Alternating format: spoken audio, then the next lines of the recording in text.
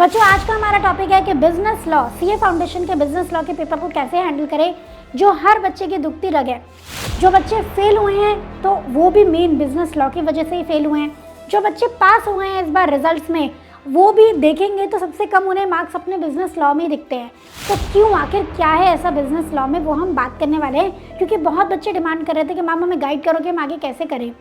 तो आज मैं आपको बताऊंगी कि कैसे इस पेपर को जो आपको टफ लगता है आप इसे हैंडल करोगे और अपकमिंग अटेम्प्ट में अपना सीए फाउंडेशन क्लियर कर लोगे। सारी बातों को नोट डाउन करना। और एक चीज़ डिस्क्लेमर है, अगर आपने मेरी कही हुई बातों को फॉलो नहीं किया है तो फिर आप ये मत कहना मैम हमने तो वीडियो देखी थी और हमने फिर भी अटेम्प्ट क्लियर नहीं किया।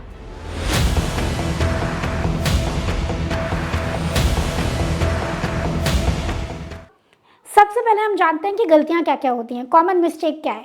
सबसे बड़ी कॉमन मिस्टेक होती है कॉन्सेप्ट की क्लैरिटी ना होना।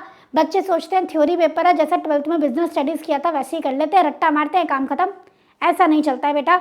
लॉ में एक एक चीज़ आपको क्लियर होनी चाहिए, एक एक लाइन आपको क्लियर होनी चाहिए। तो कोई शर्म वाली बात नहीं है, आप हिंदी में बढ़िया तरीके से अपनी लैंग्वेज में लॉ को समझो, साइड में लिख लो कीवर्ड्स की मीनिंग। कीवर्ड्स इतने टेक्निकल होते हैं उसको आपको मीनिंग ही नहीं पता होता है, आप डिक्शनरी में देखने जाते हैं वो मीनिंग कुछ और ही निकलता है। तो टीचर से पूछो, एक एक वर्ड का मीनिंग लिखो।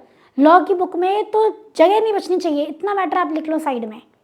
उसके बाद कोई रिवीजन नहीं करना, कोई राइटिंग प्रैक्टिस नहीं करना। लॉ को एक कथा की तरह सुनना, जैसे सत्संग में गए और कथा सुन के आ गए। इस तरीके से जो बच्चा लॉ पढ़ता है वो कभी भी लॉ को क्लियर कर ही नहीं सकता।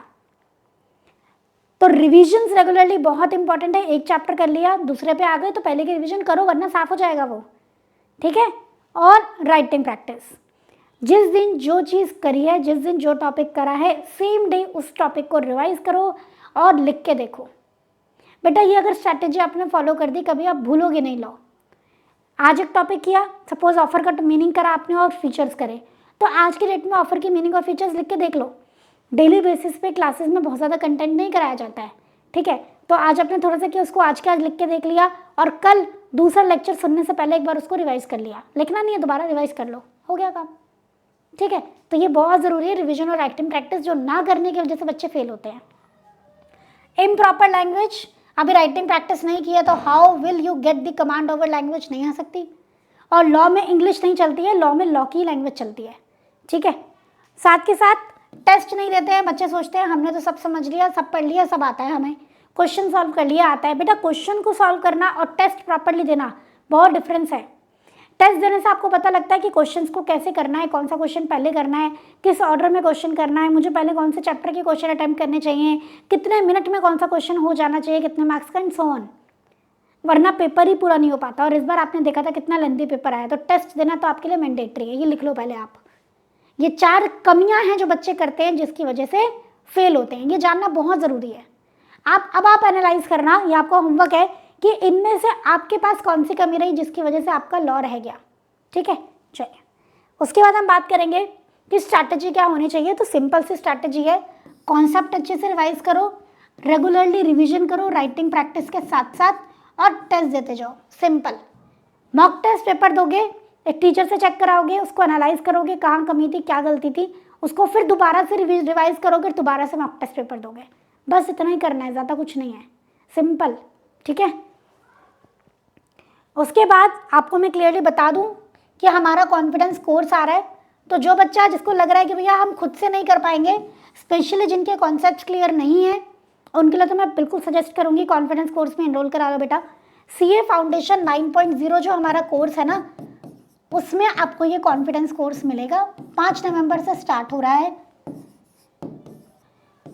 इसके साथ आपको एडिशनली मिलेगा, बाकी हम सब कुछ भी मिलेगा, टेस्ट सीरीज सब कुछ मिलेगा, बुक्स वगैरह।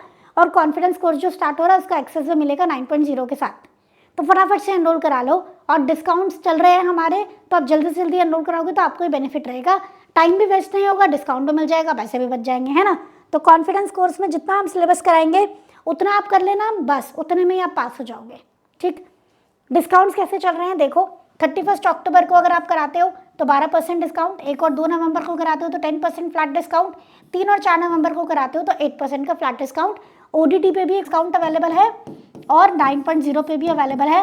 सजेशन मेरा 9.0 रहेगा फिलहाल, क्योंकि कॉन्फिडेंस कोर्स का एक्सेस 9.0 में ही है। उसके बाद मैम ये डिस्काउंट्स कैसे लेंगे हम, तो आपको एक कोड यूज़ करना होगा, स्पेशल कोड है, जी हाँ कोड भी स्पेशल ही है।